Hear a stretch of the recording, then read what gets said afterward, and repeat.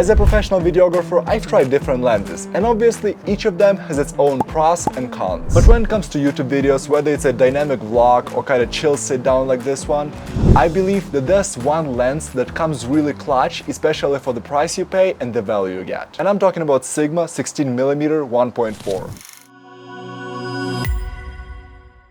I've been using this lens for my YouTube videos for some time now, and obviously since I'm holding it, I'm not recording with this lens, so here are a few examples of my previous videos that were shot with Sigma 16mm.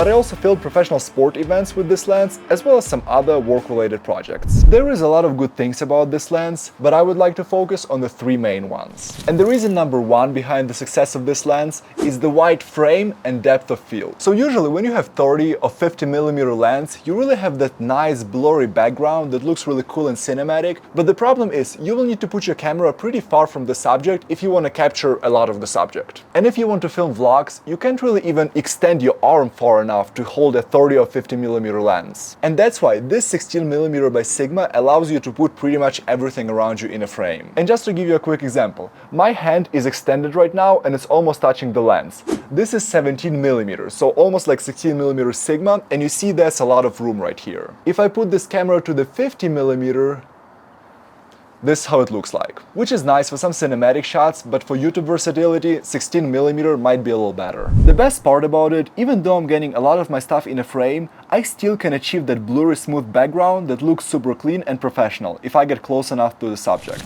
Reason number two why you should consider this lens, it has 1.4 aperture. To put it very simply, Sigma 16mm 1.4 will do very good in a low light situations. Just a comparison, here is a basic Sony kit lens and the lowest aperture it goes to is 3.5, meaning in the darker settings you might still need to digitally increase image brightness that will lead to some static in your video. With Sigma 16mm, you can go with the aperture all the way down to 1.4 that will give you additional light stops, meaning it can do really well in the low light situations, especially if you're in the darker settings or if you're vlogging and the weather goes bad.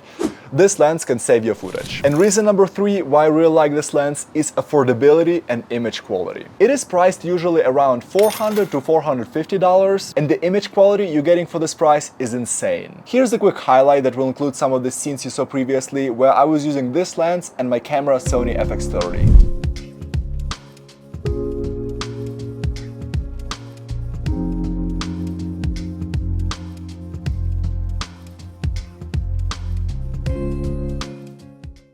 Obviously, yes, you still will need to spend $400 to $450 to get this lens, but you can sleep calmly at night knowing that you made a really good investment for the YouTube videos. And I think you're definitely gonna get your value if you're using this lens properly. As I said, I tried different lenses and sometimes I'll use 30mm, sometimes I'll use 50, sometimes I'll use 17 to 70. But this one, for the YouTube videos, I think it's definitely gonna give you your value for your buck. Sigma 16mm 1.4, great lens, I would highly recommend you.